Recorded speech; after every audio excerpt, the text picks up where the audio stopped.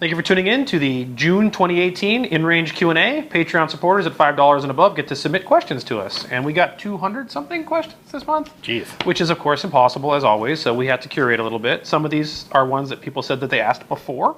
Okay. And so we ensure that we try to get those. If they say they've asked them before, I try to bring them in. And we're going to make it easier on ourselves this month by actually having Dharma answer all the questions. Oh, all right. Dharma's going to handle it. Yep. Pupper is going to do the whole Q&A. Actually, that's probably not true. It's probably not a good idea. Yeah. Shall we start? All right. So once again, you have curated these questions, and I have no clue what's in there. I don't really either. When I go through, I look for I just pick ones that seem at least interesting for us to talk about together. And Okay. I mean, they're all interesting, frankly. We just kind of pick, and here's one that seems we can address and pilot together, and we try to shoot for an hour. All right. So let's see. BrandonHiPower. Are you guys still planning on reviewing the Gemtech suppressed bolt carrier? I know that you said you would in one of the WWSD videos, but that was a while ago. Well, yeah. Yes. Yes, we are. In fact, we have high-speed footage of them in comparison to regular bolts. Just haven't put it together into anything Just yet. haven't finished that one yet. So it wasn't pertinent to the What Was Stoner Do project directly, but it's pertinent to AR-15s in general. So we are going to work on that. Yes. So yes, the answer is yes. You will see something about that. Would it be too much of a spoiler to say it's a good product? No, it's a good product. So if you're debating whether or not to get one, and you're waiting on our video, just go ahead and get it. Yep, you're right. So if that's something you're thinking about, just don't hesitate. We know it's great. It really is fantastic, but we're going to have a kind of a deep dive, to use a corporate term, in on that. All right, MichaelPee. This is a good one for you. Okay. What is the oldest functioning firearm that each of you have personally handled and or fired? Okay, let me. He didn't say this, but let me make this a little more specific. Not a reproduction. I've handled guns from the 1600s. Did you fire it? No. Okay, He said and or. All right, let's go with fire. That's more interesting. I'm trying to think. I've shot some wheel locks, but they were all reproductions. Oldest thing I've ever fired is probably going to be something roughly Civil War era. Funny, I was going to say the same thing. I think Yeah. the one that I fired that was the oldest would have been an 1861 Springfield musket, Yeah. an original musket. I can't think of anything older than that. I mean, I fired some flintlocks, but they were all reproductions. Yeah. Most people don't shoot original flintlocks and wheel locks. And the wood is so old and decayed and all that. So, Yeah. Springfield, 61 Springfield. Do you know what yours was? No, I can't think of specifically what it would have been. I fired a couple Captain Ball revolvers from that period, too. Like an Okay. 1860 Colt. Yeah. So, Civil War era, 1860. Yeah. Zed T. Ooh, this is tricky. If you could invite anyone, past or present, to a match, dinner, drinks, or whatever, who would it be and why? You go first. I have to go first? I'm trying to think about a good answer.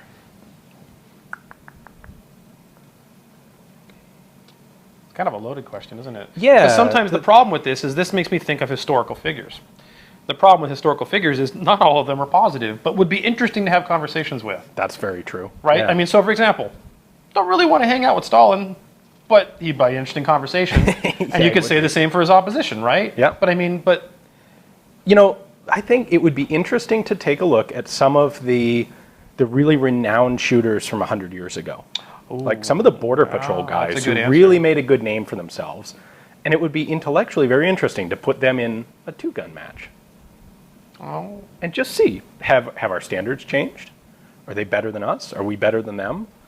Are they, because I mean, on the one hand, I can see them doing extremely well.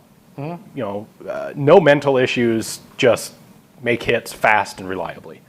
I could also potentially see some of those guys doing a bunch of things that we consider like maximum derp factor today. You look at things like fit special carry revolvers with the trigger guards cut off. Really dangerous, actually. You know, before the internet, there wasn't nearly as much transmission of information. I think ideas developed a lot more slowly, and it would be interesting to see if, you know, like look at a sniper rifle from World War II and compare it to a sniper rifle from today. Like night and day difference. I can get a better budget rifle off the rack at some generic sporting goods store Yes. than I could have had as a custom-made precision rifle 50 or 100 years ago. Is it the same with tactics and with some of the people whose names have survived as being particularly expert gunmen? I don't know. You know, I guess mine's going to be a little cliche, because Okay. now that I think about it, the one that would be probably most interesting to me would be Wyatt Earp. Okay. And I know he's a big famous name, but the reason that'd be interesting is because there's such a dichotomy of opinions about the man.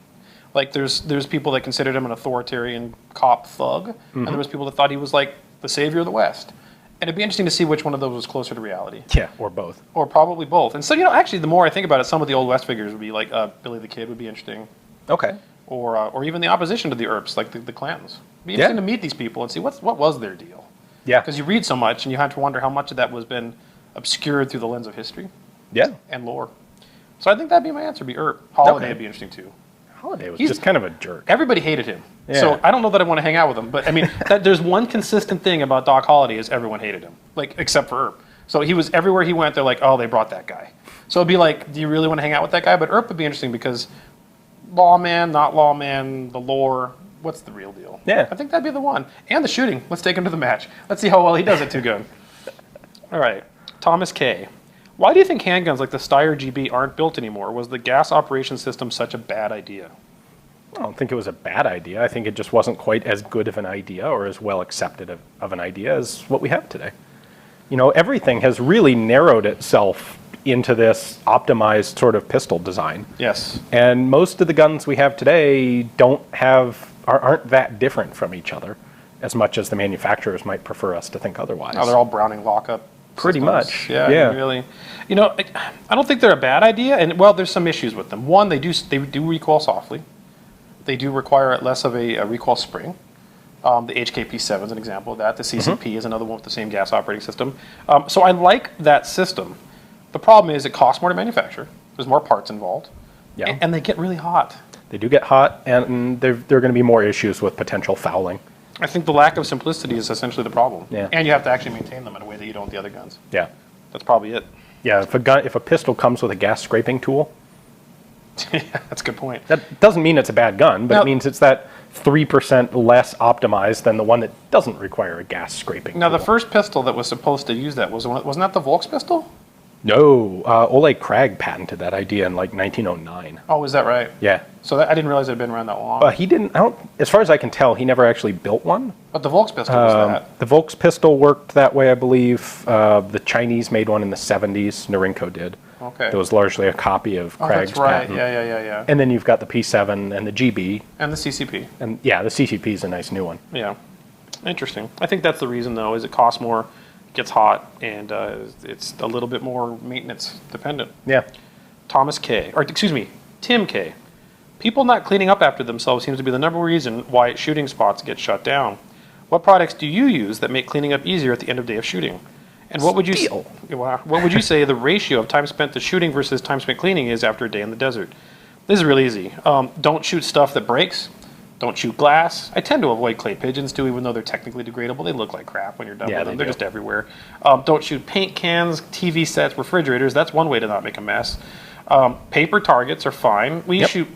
Go ahead. I was going to say we shoot paper targets and we shoot steel targets, and those both require basically zero cleanup. Yep. The only thing you have to do is pick up your brass, and that's it. Yeah. So in reality, our ratio of shooting to cleanup is extremely shooting versus cleanup, unless I get to the spot and someone else has made it a mess for me.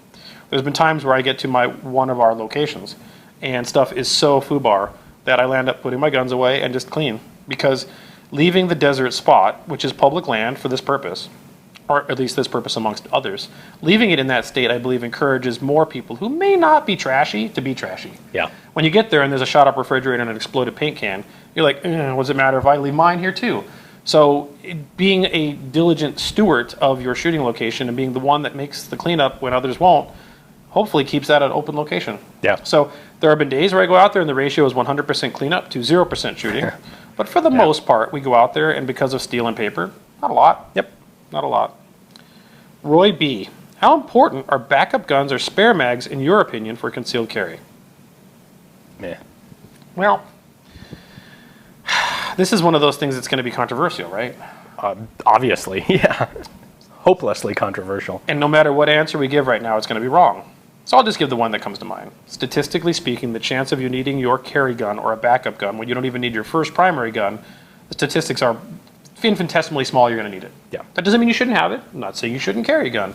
That's not my point. The point is the odds of you needing it are tiny.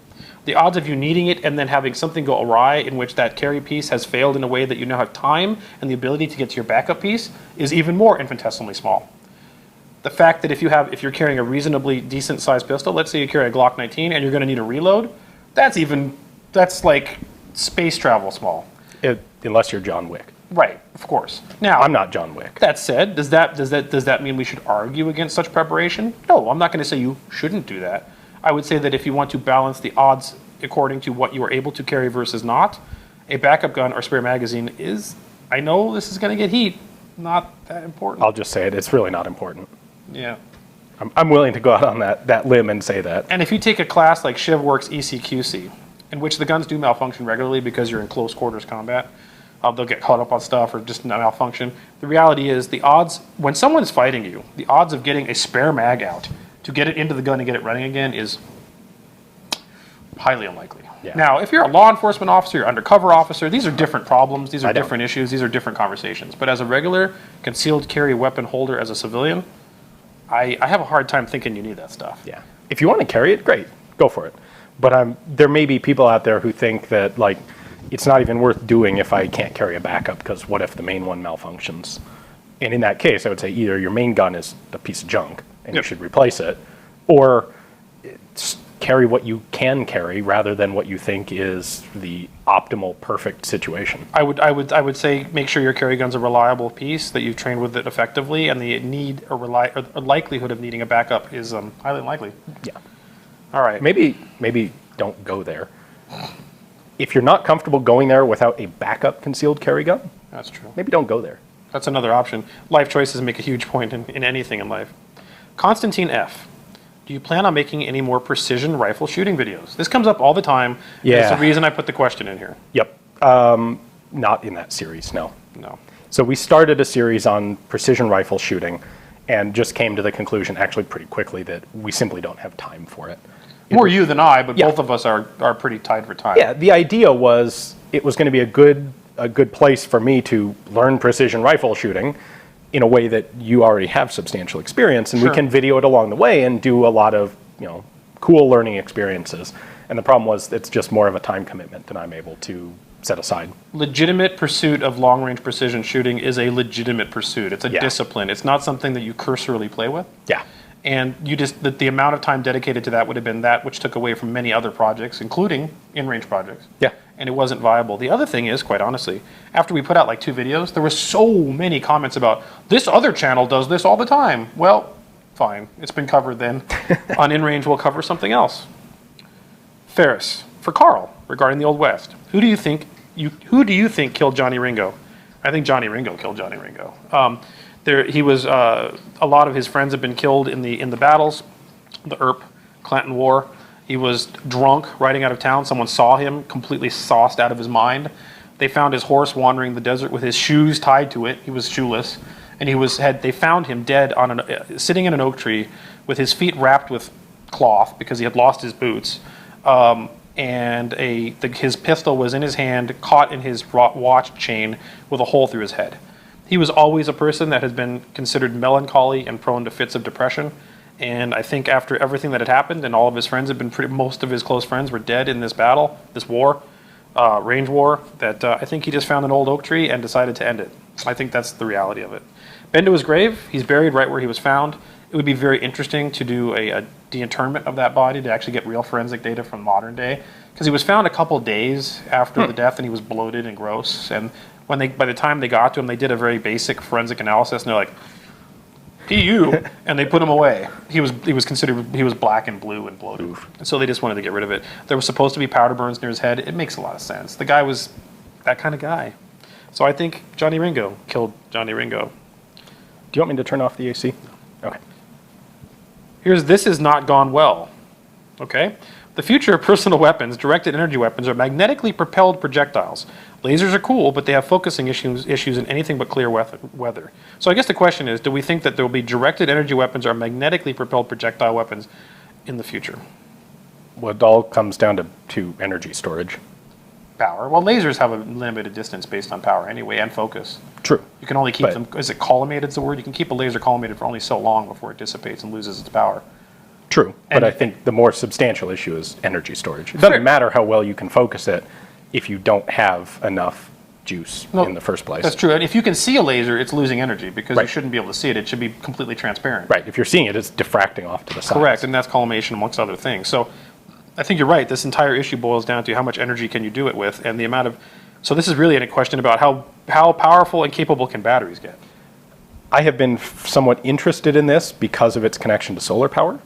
Your ability, right now we have the limiting factor in off-grid, at least here in Arizona, in off-grid power storage systems is batteries. Like I can have a lot of solar panels and I can generate a lot of power, but I have to have a cost-effective way to store that power and then use it when the sun's not out, like at night. And right now, we're still in this era of lead-acid batteries. It's tech that's 100 years old. And it is, interestingly, actually electric cars and the push for viable electric cars that is pushing battery development and manufacturing efficiency to make lithium-ion batteries more cost-effective. When I was setting up my solar system, I could have bought a lithium-ion battery bank, and it would have been tens of thousands of dollars. I mean, just for a pretty small bank, it would have been insanely expensive. I think there will continue to be a lot of research into energy storage, because if you can come up with, something the size of a cantaloupe that holds enough power to power a car, that'll be a huge development, and there will be a ton of profit in that for whoever can do it. If that happens, then maybe we'll have some sort of handheld energy weapon. Until that happens, doesn't matter, it won't happen. There'd be a lot of applications for a battery of that source, regardless of an energy weapon, of course. So many, yeah. The weapon would be the least of it. Yeah. But the reality is an energy weapon seems like a really ineffective weapon anyway. A laser beam is not really that.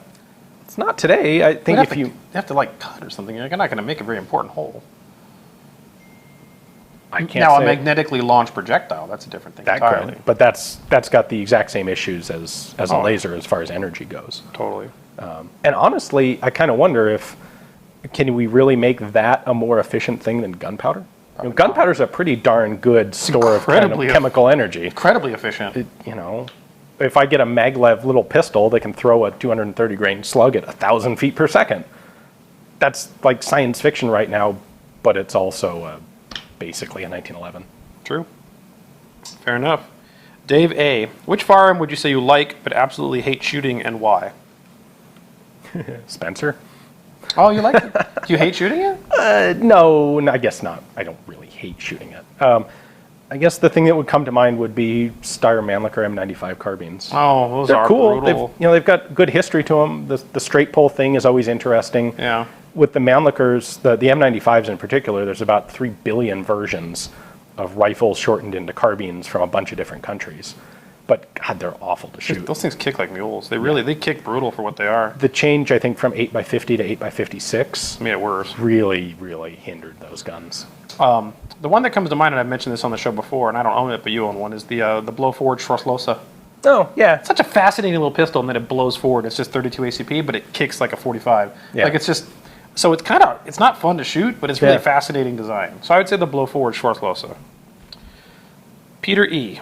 You guys are my favorite YouTube channel. Awesome. Thanks. Keep producing excellent content. We shall try. We were just doing that earlier today. We did. We got 2 today that are fantastic. I really like some of the more lighthearted content, like the polymer lower flamethrower test and the modernized Obrez. We'll be getting more fun content like in the future. Oh, well, yeah, absolutely. Yeah, hopefully. Most of that fun content, as you put it in quotes, isn't something you plan for. It kind of happens. And so if it's truly fun, it sort of just flows. Yeah. So I would say yes, as it happens. It's hard to pre-script fun.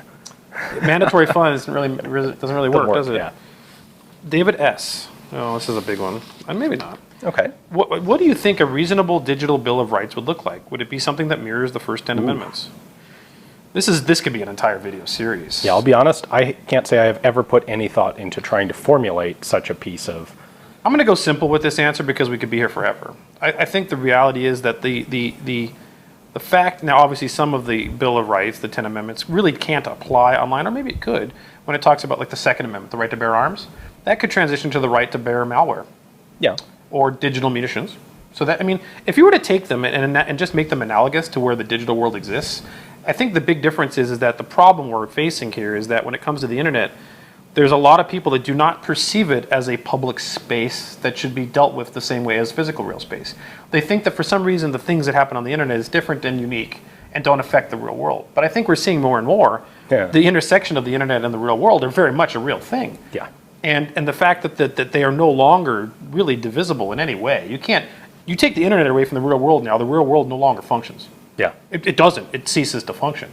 And so if that's the case, these things are intertwined in a way that they cannot be unbound. I've seen good evidence that the internet can continue to function without any actual reference to the real world. That's true. Now, it doesn't go necessarily the other way, but the real world is definitely dependent upon it. Yeah. And I think that our communication channels, which are now the internet, the public square, the smaller town square, the village square, has become the internet. Right. And it's allowed the town square to be global in scope. Mm-hmm. So, but if that's the case, and our communication and our conversation and our public conversation and discourse is on the internet, then you could take all of the 10 amendments of the American Bill of Rights, and they would be not very difficult to just transpose them into the digital equivalent. Yeah. The right to free speech is just that. You take it to the digital world, and you take the digital world and accept it as part of an extension of the real world. The Third Amendment might actually have more relevancy in a digital realm than a physical one these days. So you take that and you just expand it into, you just first have to have the realization that the internet and the digital realm is no different than the real world, and once you take that at face value, then you can easily take each of these amendments and just move them over. Yeah. So that's what I would say. Okay. All right. Devin S. It seems like the physical challenges of most matches fall short by Ian's standards. Would a tactical biathlon, like Two Gun with several mile run incorporated, do it? If not, what sort of thing would satisfy him? Whatever it is, I'd like to see it run on the channel.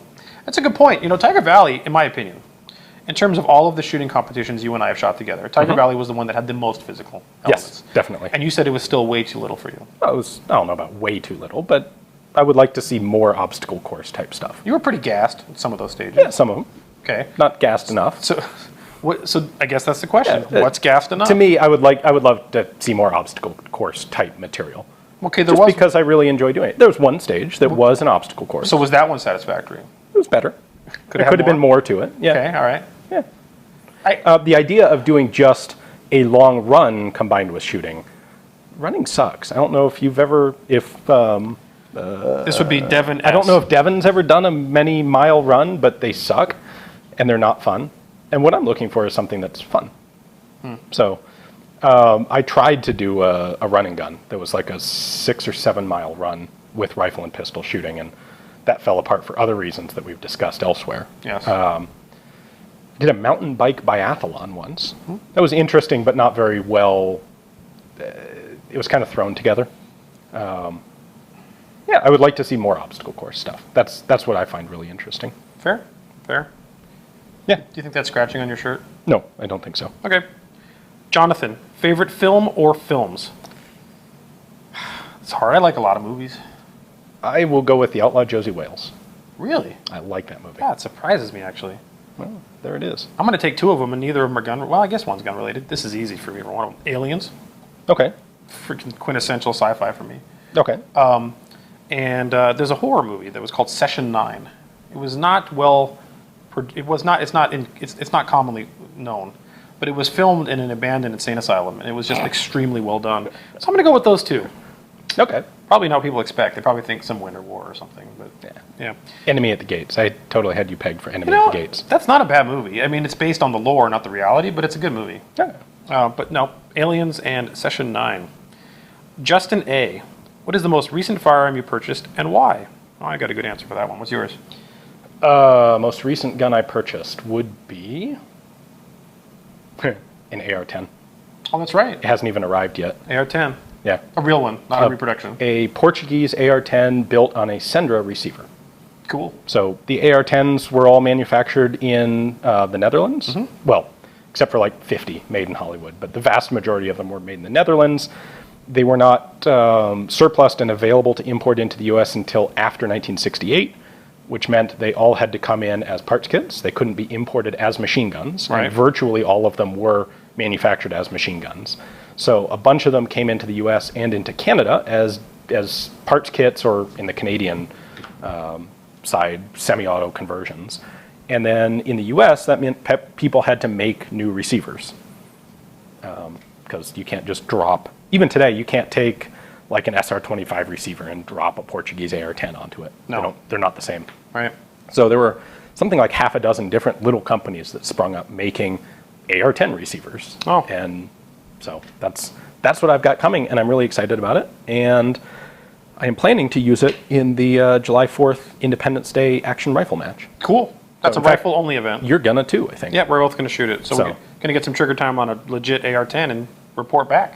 Hopefully. Like I said, it hasn't arrived yet, so if it turns out that it won't run or it can't be zeroed or the post office eats it, then these maybe things could we'll end happen. up shooting something else. And so mine's even a little more exotic than yours. I got an all-matching G41. Nice. Yep. It is a beautiful rifle, Yep. too. It works perfectly, all-matching, great condition. It's one of those ones that I've been searching for a long time to complement the 43. So And it came with a ZF-41 scope. it did. And how does that scope work for you? It is dog shit. The scope is fine, but the mount it came with a reproduction saddle mount. Some of the 41s, when they were getting near the end of some of the manufacturing, they had a saddle rail mount. They had a specifically designed rail mount for a ZF-41. Right, mounted on the rear sight. And there really were. It turns out they actually did issue a small number. So these were used in combat briefly. Yeah, very briefly by each guy who got one, who went bang, bang, bang, ugh. That's pretty much. So what happens is you put the saddle mount on, and when you crank it down, retain zero is just not a thing. Right. It's just not. It's like, Yeah. had it zeroed. By the way, zeroing a ZF-41 is just a wonderful day at the range. But you get it zeroed, and then as you're firing, you're like, huh, now I'm over here. It just doesn't work. Yeah. The saddle mount does not work. They discovered the same thing mounting ZF-41s on the rear sight towers of Sturmgewehrs. They did. Just It's a bad idea. doesn't hold zero, doesn't work. Now Don't. it's way too flimsy. Just don't do it. Yeah. But it is a really cool rifle. Yes. Leonard S. Are any competitors using AR pistols or SBRs successfully in your two-gun matches, especially considering the limited ranges and somewhat cramped quarters? Oh, absolutely. Yeah, we have actually a fair number of people who shoot SBRs. Oh, yeah, complete legit SBRs. And those shorter barrels in those ranges, which our match is 200 and in, generally 100 and in, sometimes 50 and in, those are the perfect rifle for that. There's a reason. Yeah. For example, let's go back to, Operation Gothic Serpent. How many of those guys were running those 10.5-inch guns? Yeah. There was a good reason. When you're in urban environments, which the two-gun match typically simulates that with the occasional 200-yard shot, those SBRs are wonderful. It's exactly what you want. They're fantastic. And let's be honest, paper and steel doesn't care about how much energy is being deployed into it when you hit it with a round. Yeah. Zach B. If 276 Pedersen had been adopted pre-World War II, would it have been the intermediate enough to delay or prevent the adaptation of 5.56? Or what about 280 Enfield instead of 7.62 NATO? No. I don't think so either. No. The thing is, cartridges are both much closer to the rifle end of the spectrum than the intermediate. And the intermediate was basically done, intermediate cartridges, this will be a little controversial, but they were pretty much put together to make a submachine gun into a little more rifle capable.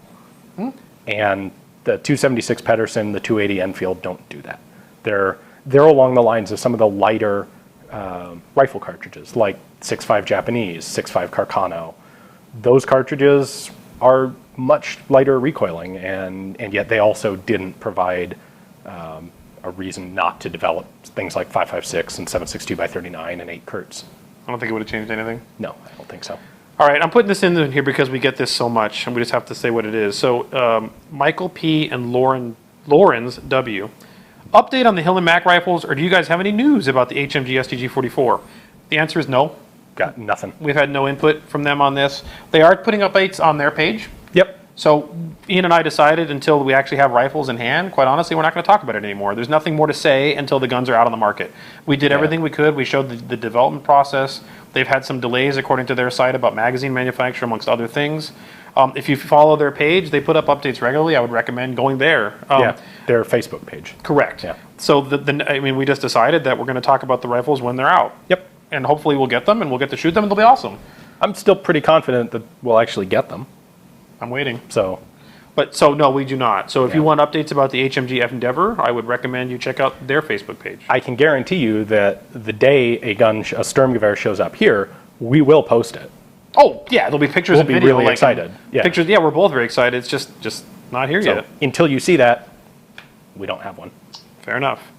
Teddy, aside from the chicken and egg problem of relatively low demand, what are the major barriers to American domestic mass production of 5.45 by 39 ammunition, and can they be feasibly overcome? Well, yeah, anybody can. I mean, even Hornady did, although they were using steel cases for it.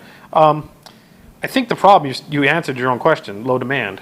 In this country, there's not a lot of reason to have 4.45. Everyone's got 5.56. 5.56 chambered in everything. Every gun's a PMAG adapter. So why?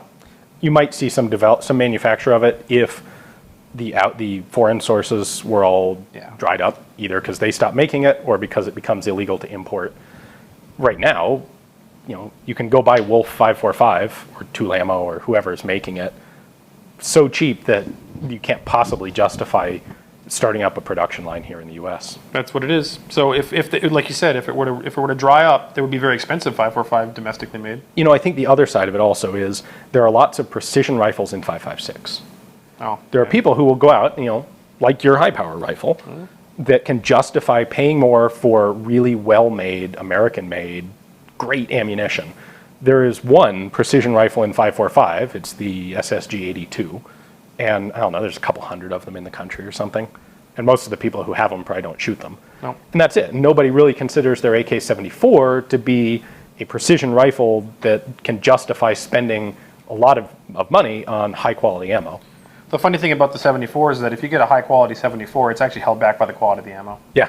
I mean, we experienced that with the hardest held 2-gun, which this series is not quite on the channel yet. It will be coming very soon. It's a challenge because the rifle's capable of better. Yeah. But the ammunition isn't. Yeah. And that's just what it is. All right. Mavmanish. As you all have said before, the M1 Garand is not yet obsolete, and I assume that extends to the SKS as well. What role would a fighter with either of those rifles fill on the modern battlefield? Well, none. Yeah. A fighter with an M1 Garand would be under-equipped, and a fighter with an SKS would be cannon fodder. Yeah. Now, what we mean when we say they're not yet obsolete, what we've said is they're obsolescent. Yeah. And they're not useless. Right. So when we talk about bolt guns, and I know this got controversial. I put out the CCNR about us talking about the bolt guns being obsolete. Bolt guns are. I mean, yes, you can take a bolt gun, and if you're clever and good, and you can hide well, and you can get that single shot off and not be detected, and blah blah blah blah blah, and all of the magnet's great power flow in your favor. Could you do something with one? Yes. If it comes down to straight up combatives or combat, where other people are essentially have modern rifles, you are straight up effed. You cannot fight. You will get suppressed and smashed. Yes. With an M1 Garand, you still have a fighting chance. Right. Because you can reload it fast enough and put down enough fire that you could at least try to suppress, which suppression is a huge part of this. And so the M1 and the SKS still afford that. I think the M1 actually does it better because you can reload an M1 faster than an SKS and more reliably. I don't know about you guys, but when you're putting that SKS stripper clip in, it's kind of like click, click, click, and then you lose a few of them. Like, that's just kind of how it works. Yeah. And those M block clips on the M1 just doink, and they're in and they go. Yeah. But they're not, what we're saying is they're not obsolete, they're obsolescent. Yeah. Which is different. Yeah. So on a modern battlefield, I would like to think the M1 is the better of the two. It is. The more capable of the two. I think it is. If you don't have the marksmanship skills to really take advantage of the possibilities that an M1 gives you, is an SKS much worse? A little bit. It's harder to load. Probably not much. It is lighter and shorter. Actually, when you say the modern battlefield, it's just you don't have to go to the modern battlefield of Vietnam. SKSs were around. That's true. M1 Garands were around. The predominant thing was an AK. Yeah. There's a good reason for that. Yeah. So, Drew C. Do you think that precision semi-autos will supplant, replace precision bolt-action guns, not just in military use, but in competition? Yeah, it's already happening. Yeah. It's already happening. Space guns and stuff in high power, that's already happening. There used to be guys running the bolts. They're not running bolts anymore. They're running semi-automatic 6.5 Creedmoors. Yep, absolutely. It's occurring now. So the days of precision bolt-action guns, except for the smallish niche application, are over. Yeah. They're more viable in larger calibers. Fair. It's harder to get something like that in 338 Lapua. That's true. That's absolutely true. So let's clarify that. You're right. Yeah. But in terms of precision competition, for the most part, unless it's extreme long range? No. Normally, I would say there's also a cost advantage to a bolt gun.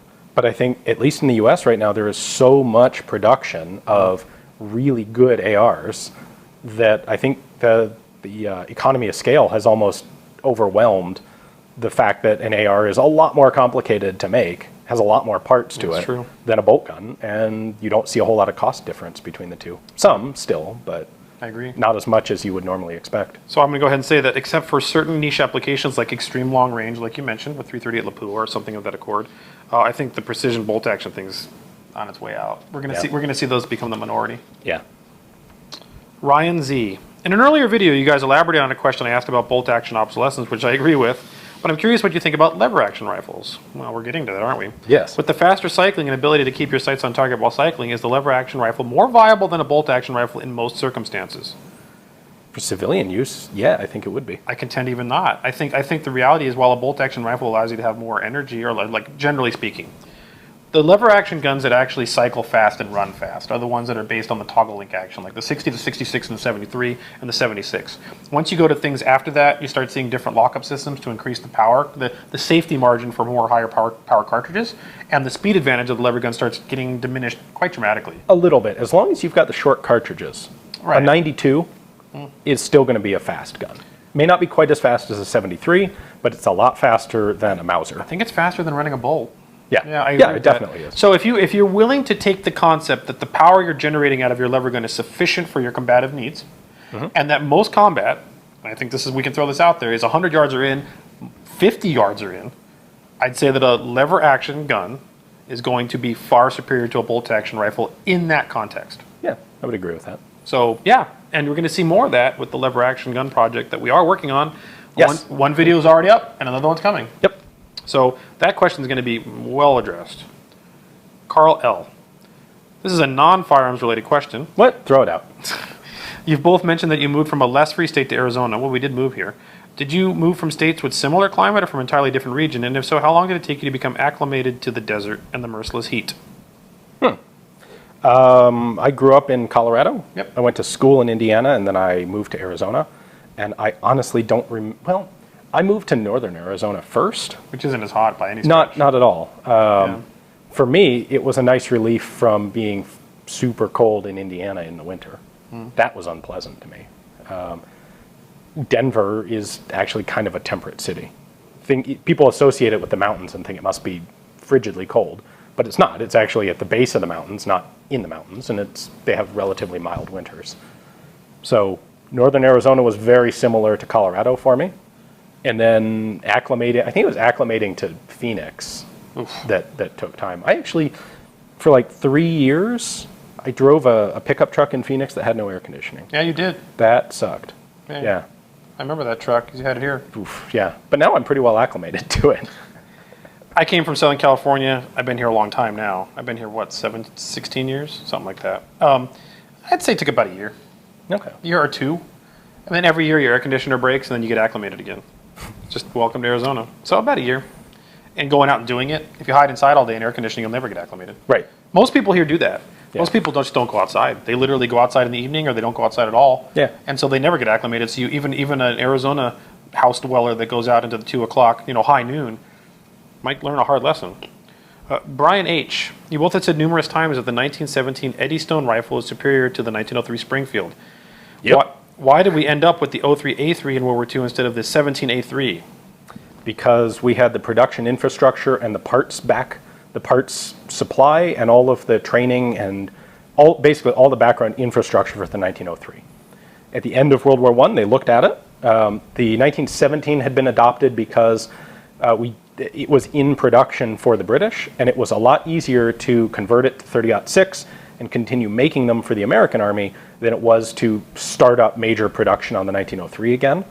And they looked at it after the war, and they came to the conclusion that while the 1917 had been objectively the better rifle, logistically and cost-wise, the 03 made more sense, and that's why they stuck to it. That said, if you were to give me the option between an 03A3 and a 17, I'd still take the P17. Yeah, me too. Yeah. Dylan M. Would an infantry-carried flamethrower still be usable and effective on a modern battlefield? That's an interesting one because, how many use cases? That's like how many angels dance on the head of a pin. Well, it's always been a very specialized weapon. I get the feeling when we did our flamethrower videos, I got the feeling there were a lot of people who had this vision of, like, you've got a patrol wandering around the jungle in Vietnam or in Western Europe or across Okinawa, and you've got, like, a guy at the front with a Tommy gun and then 6 riflemen and a guy with a bazooka and a guy with a flamethrower. And they're wandering around, and this led to some questions like, how on earth is this even feasible with a 6 or 8 second fire, like an 8-second duration of fire? How do you reload the thing? Like, how does this work? It doesn't seem to make sense. And the answer was, I think they've always been specialized weapons that were specifically deployed for objectives that could use them. So today, when we were talking to Charlie about the flamethrowers, he said they actually looked into using them in Afghanistan for caves. The other interesting one was when they were like capturing trucks transporting ammunition. Well, you can blow that up, and then you end up with a lot of ammunition scattered in a large area, and a lot of it can be salvaged. And apparently, even a lot of the parts on the truck could be salvaged. You know, the guys in Afghanistan were really quite good about making the most out of a very small amount of material. Well, if you took a guy in with a flamethrower and you torched that truck, It's done. there's nothing left. None of the ammo survives. Nothing on the truck survives. And so I think the answer to the question is an absolute yes. As an anti-material device. Yeah. Now, this question came to mind after we talked about flamethrowers a lot, and I did get the opportunity, because in the shooting environment, our shooting matches, we actually have a wide variety of veterans that have been to Afghanistan and Iraq, etc. Yeah. And I asked a number of them, I'm like, what do you think of this? Like, what do you think of the flamethrower?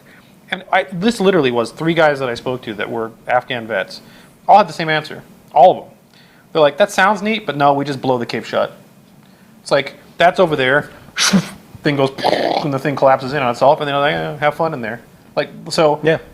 Yeah, in the day of push button, thing explodes far away, maybe you don't need it. Yeah.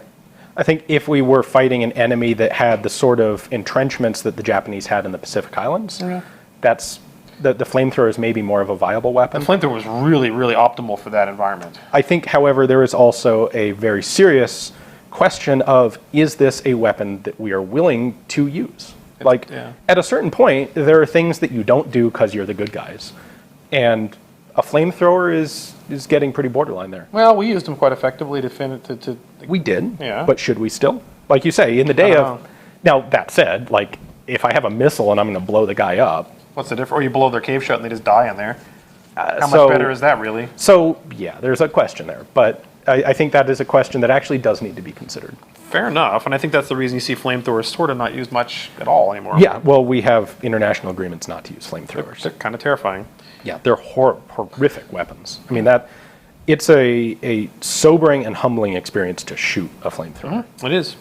When Charlie was talking to us, he goes, this would be the most powerful weapon you've ever fired in your life. Yeah. And when he said that, I'm like, okay. I literally rolled my eyes. And then we shot the thing, I'm like, yeah, that's about the most powerful weapon I've ever fired in my life. That thing is, when you fire, when you're behind it, the amount of power being exerted in front of you by pulling that lever is something to only... Oh, and don't get close to the thing because it'll roll back on you. I mean, it's an incredible thing. Yeah. Anthony H. VZ58. Oh, you got one more? Just one last thing. Sure. That actually ties back into one of the questions we had earlier. Yeah. What gun do you really like but don't like shooting? Flamethrower? I don't have any real need to go shooting a flamethrower on a regular basis. Oh, they're pretty rad. I'm absolutely glad I did, but to me it's like, I've done that, and unless there's a specific reason to do it, I don't know that I need to do it again. I don't agree. I think they're rad. Well, that's why you have one, and I don't. Anthony H. VZ58 and 5.56 or AK and 5.45 and why? Ooh. Oh, I'd go with, you know what? I have a couple AKs and 5.45. I don't have any VZ58s and 5.56, but I'm going to answer this question. I would go with the VZ58 and 5.56. Really? Yeah. Because I was borderlining towards AK and 5.45. Really? Yeah. Well, you got two different answers there.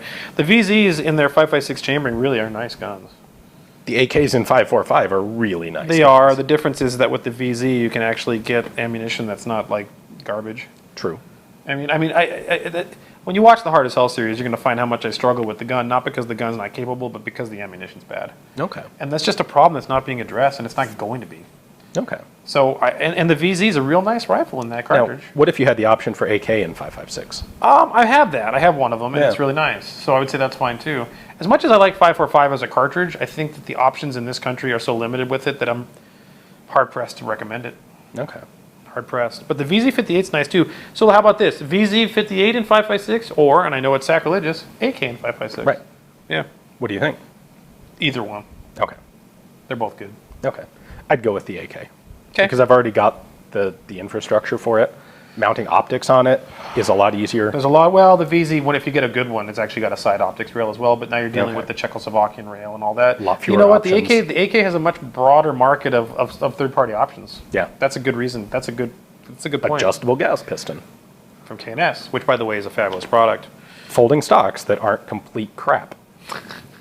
God, I hate There the VZ58 there are folding other stock. stocks for the VZ58 that are aftermarket. Sure, but you got to go find them. Yeah, it's hard. It's hard.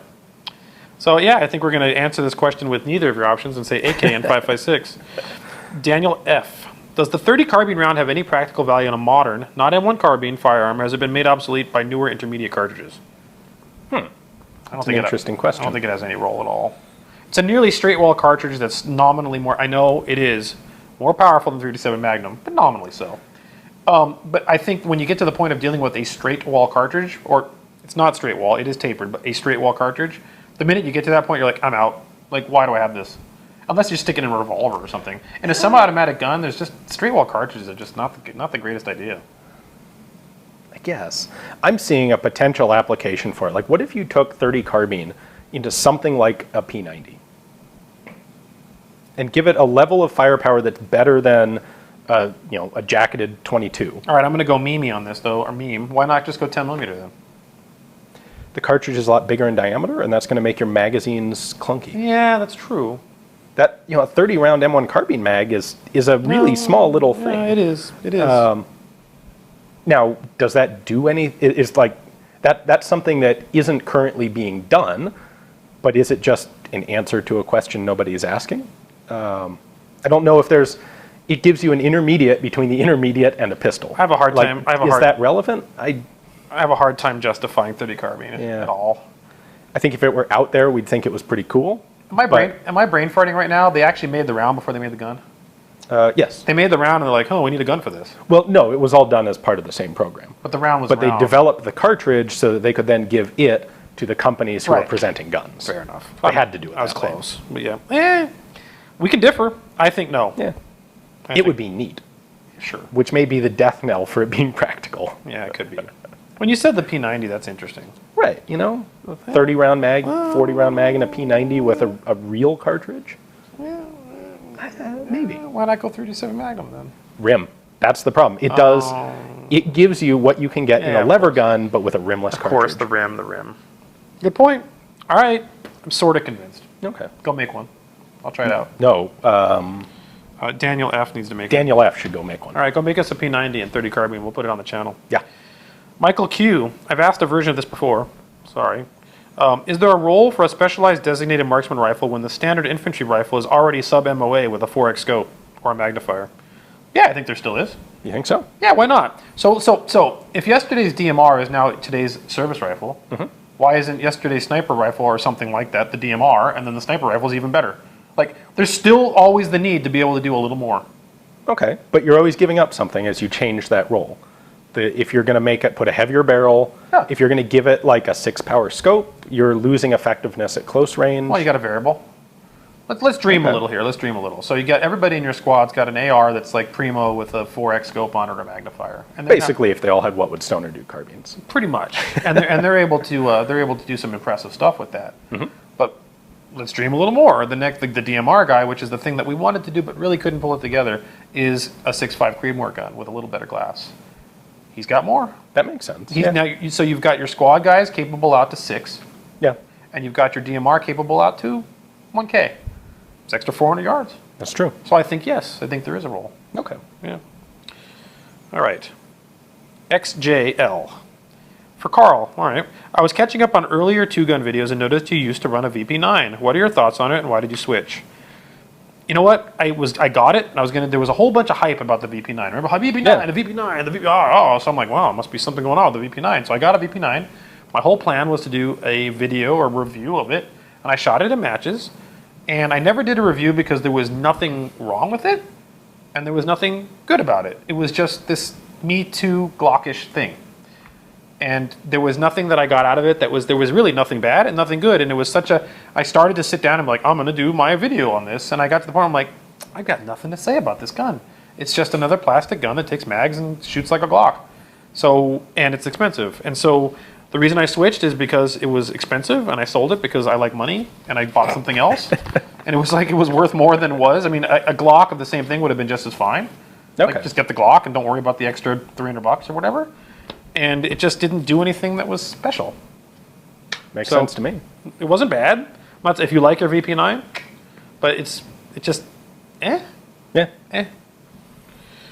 Jonathan C. Yeah. Oh, that's why there are a lot of guns that kind of applies to. We've done that with a few things on channel. A lot of new stuff comes out, and I think at the beginning we tended to be more proactive about like searching out the newly released thing, and we've kind of skewed away from that because so often, as we've referred to earlier, even in this video and many other places, all our guns today have become so finely tuned that they're all very similar in many cases.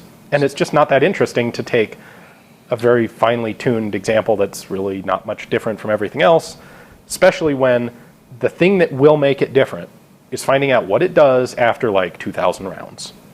And if we're not going to do that, then I don't think there's any point in us talking about it at all.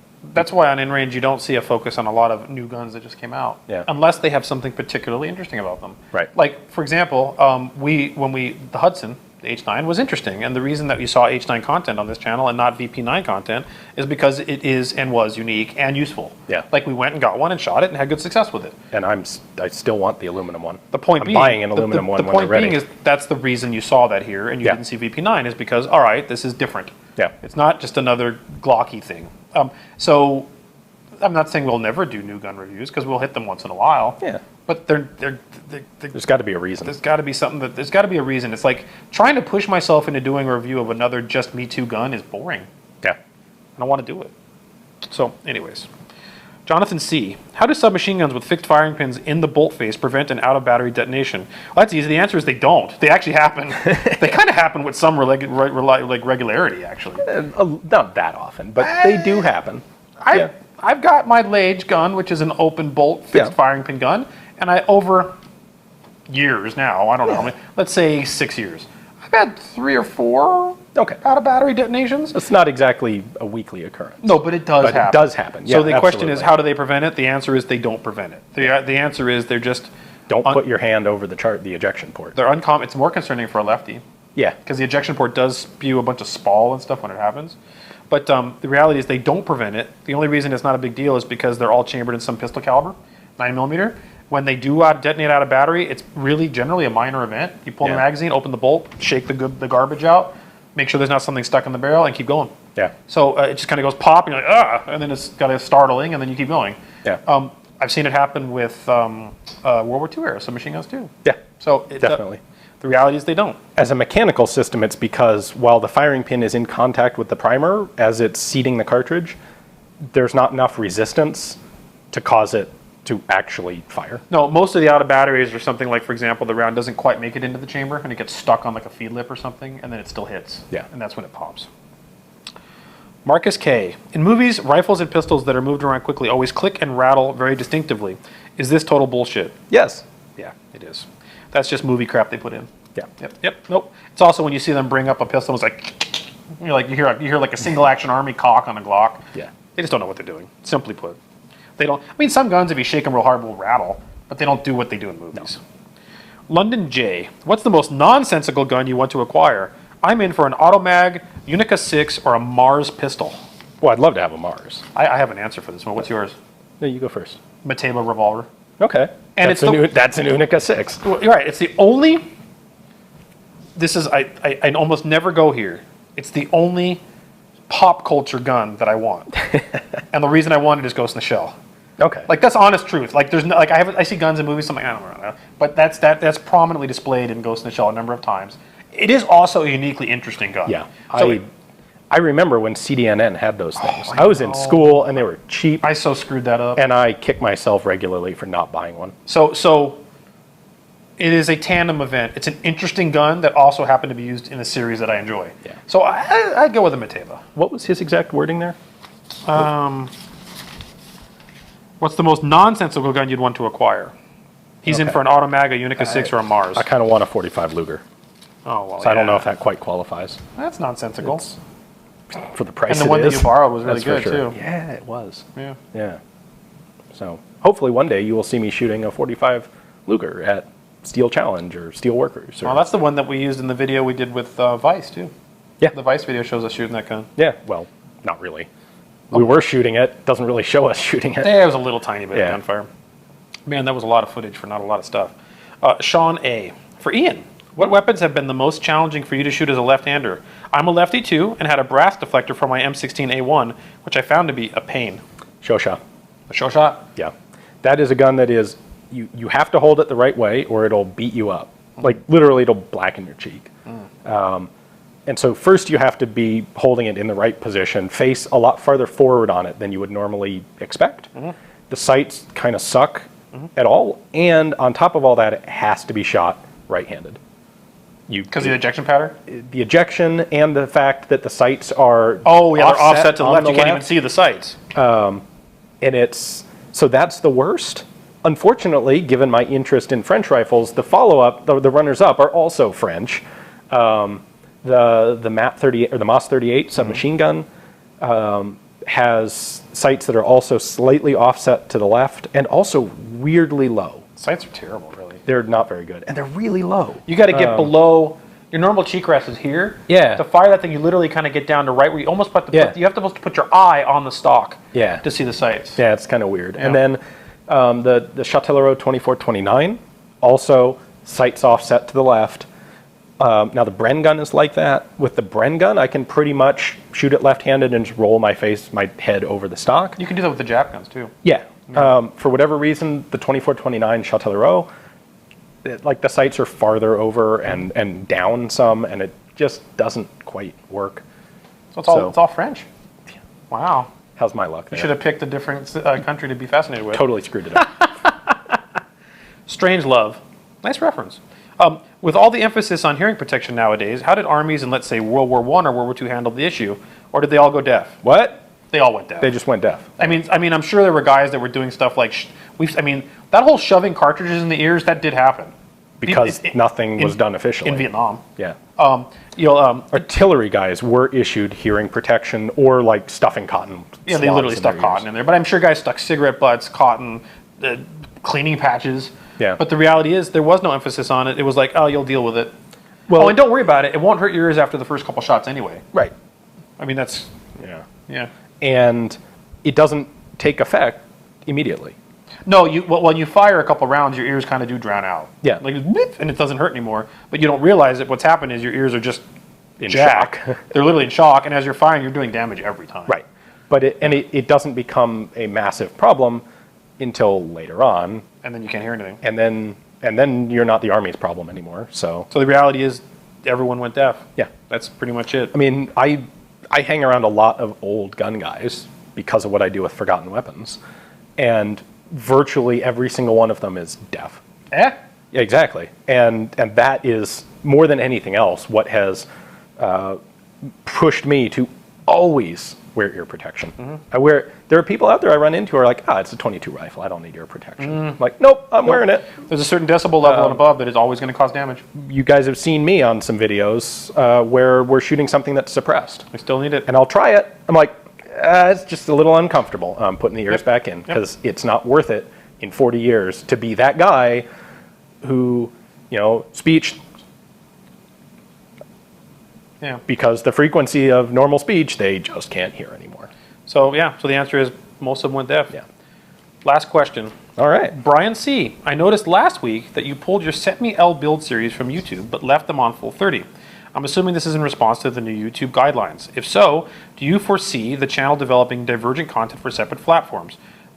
My fear is YouTube policies will in effect control or at least influence the content on other platforms, since this is where most viewers are there, therefore it makes the most sense to cater to.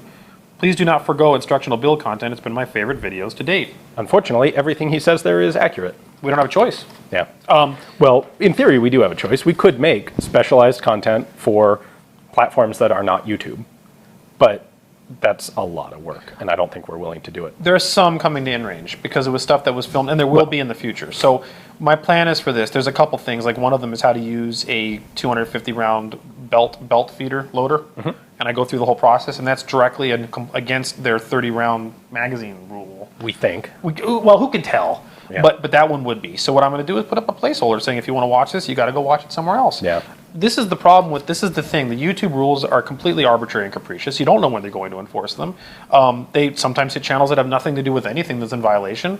And so, but there are things that were clearly in violation. The Set Me L build videos are clearly in violation of the policy. Yeah. That's one that you can say, okay, building gun, not allowed. So you have a couple options. You leave the video there and hope for the best. You leave the video there and get your entire channel struck overnight with all 9 videos with channel community strikes. Because it's 9 videos, not 1 video. And InRange is obliterated off of YouTube, and we have a fight to get it back or not, and we lose 170,000 viewers. That doesn't seem like a good option. Or there's not a lot of upside in that. Or that's a terrible situation to be in, because whether... we stuck it to the man. And I proved nothing by getting myself completely kicked off the island. Yeah. Or you do what you're saying, which is you have to put some divergent content out on different platforms. On InRange, I've been calling for a long time. This is the reality of the situation. We can provide the content in multiple distribution points. Right now it's 5, might be 6 in the future. And those 5 or 6 or 7 or whatever we do, it's still up to the viewer to ultimately watch where they're going to watch. Right. And the reality is, until YouTube makes the situation so untenable that the content that people generally want to watch cannot be there at all, YouTube will continue to have dominance. Right. Because they have huge dominance. The dominance, the percentile of the market they own, the technology they own, is so huge that it's an overwhelming force to overcome. It's what? Trying to run it off the top of my head, I'd say 95% of our views are on YouTube. Yeah, I think if you do the math. Yeah. Yep. So by putting out decentralized content and having it in different places, it does allow us to put up content we couldn't put up on YouTube. But I can tell you that the motivation to put up content that isn't going to land up also on YouTube is low, because the view numbers for it are going to be tiny. 95% of you are watching this on YouTube. Easily. And for us, it's one thing when it's some little small piece of bonus footage or something that we have already filmed before these rule changes happen. That's one thing. But the idea of spending a significant amount of energy to create good content that 5% of our audience is going to see, it just doesn't make sense for us. So unfortunately, as a general rule, you're completely correct. YouTube will dictate the discussion until people decide that they're willing to go somewhere other than YouTube. Mm-hmm. They own the future. Yeah. Right now. Well, they own the present. They own the future until we do see something about the it. future. Yeah, that's true. That's true. And that's the stuff we're doing. Like, obviously, this being a completely Patreon-supported channel is part of that future. Yes, so absolutely. For InRange, at least, right? So not playing their game, not letting the AdSense money play into this. This is the viewer supports it. InRange is entirely Patreon-supported. That's where these questions come from, $5 and above. So that's one method. The decentralization is a huge part of it. Mm-hmm. So that if YouTube were to do its thing, we hope not, we can at least go, okay, there's still 4 other places to find the content. Right. And one would hope that the audience is dedicated enough that they'll continue to move and watch the content somewhere else. Yeah. I'm not sure that would happen. I'm not super optimistic about it. I'm not either. No. So it's not a comfortable place to be, but it is what it is. Yep. Well, as I already said, thank you guys for watching this. I think it was about an hour, if not a little more. Let's see. Yeah, something like that. Oh, just about an hour. Nice. So right about what we said. So this is, again, a Patreon-supported project. It's only you, the viewer, that makes InRange stay alive through Patreon, and we appreciate that. $5 and above get you into this Q&A. $1 and above gets you into our monthly raffles. You can check out the perks on our Patreon site. And cool swag. And cool swag as well. So if you can't do that, that's completely understandable. Just please subscribe to the channels. Stay tuned to inrange.tv for our multiple distribution points. Share the content with your friends. Thanks for watching. Thanks a lot.